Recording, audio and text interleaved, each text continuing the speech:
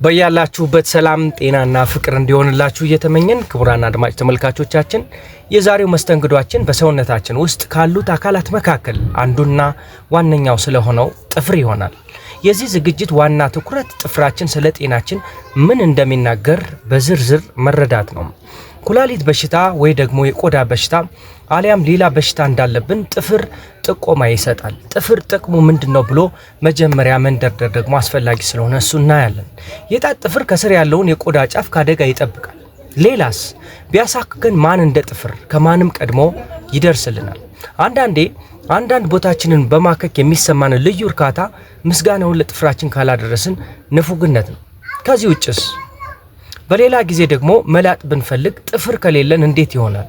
የአውራ ጣት ጥፍር ሲታመም መላጥ እንዴት ፈተና እንደሆነ ያኔ ይገባናል። የዚህ ዝግጅት ትኩረት ግን ሌላ ነው። ጥፍራችን ስለ ጤናችን ምን እንደሚናገር ይመረምራል። እንደተለመደው ክቡራን አድማጭ ተመልካቾቻችን ይህን አስተማሪና መረጃ ሰጪ ቻናል ለሌሎች እንዲዳረስ ላይክ እና ኮሜንት እንዲሁም ሼር በማድረግ ትተባበሩናላችሁ። አዳዲስ ተመልካቾቻችን ደግሞ ሰብስክራይብ በማድረግ ቤተሰብ ይሁኑ እንላለን። አሁን ወደ ሙሉ ዝርዝሩ አልፋለሁ። ጥፍር ያሳስባል።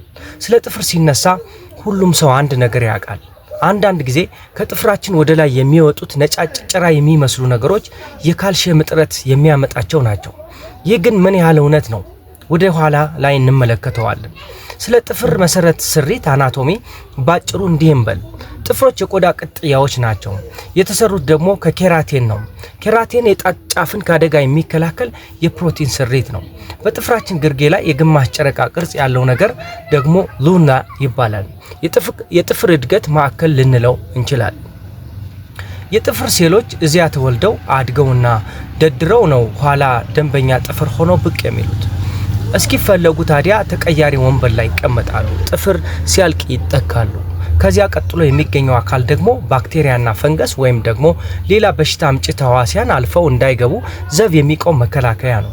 ስለ ጥፍር መሰረታዊ ስሪት ይሄን ያህል ካልን ይበቃል። ይልቅ ሐኪሞች በምርመራ ወቅት ጥፍራችንን ለምንድን ነው የሚመለከቱት? ስለ ጤናችን የሚነግራቸው ነገር ስላለ ነው።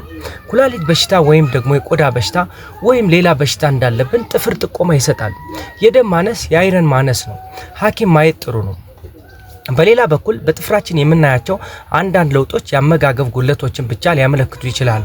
አንዳንድ ሰዎች ጥፍራቸው ላይ አግድም ሸንተረሮች አሉባቸው።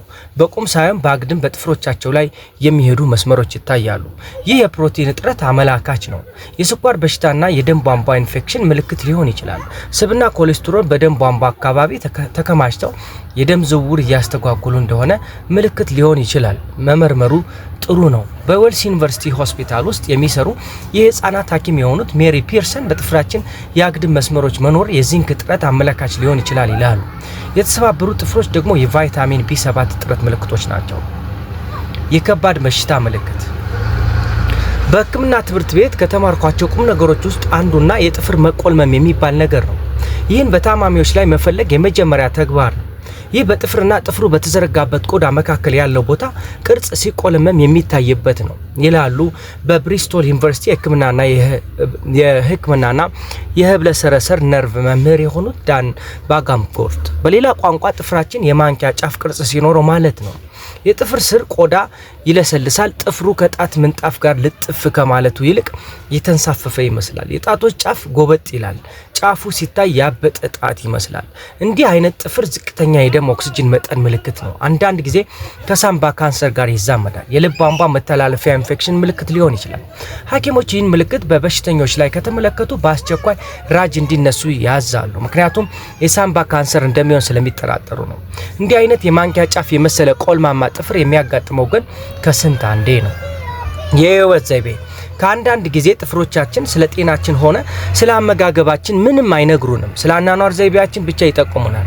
ለምሳሌ የሚፏቀቅ ጥፍር ኦኒኮስቻ በመባል ይታወቃል። የጥፍር ቀጫጭን ንብብሮች በቀጥታ ከነጩ የጥፍር ጥርስ ሲለያዩና ወደ ኋላ ሲለጠጡ የሚከሰት ነው።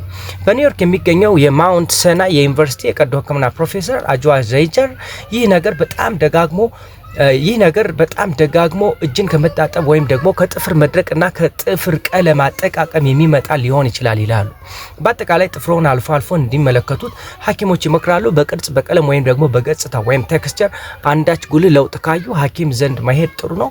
ታዲያ ሳይዘገዩ መሆን አለበት። እናንተ ደግሞ ጥፍራችሁን በመመልከት እነዚህ ነገሮች መኖር አለመኖራቸውን በማረጋገጥ ኮሜንት ላይ አሳውቁን። አብራችሁን ስለቆያችሁ ከልብ እናመሰግናለን።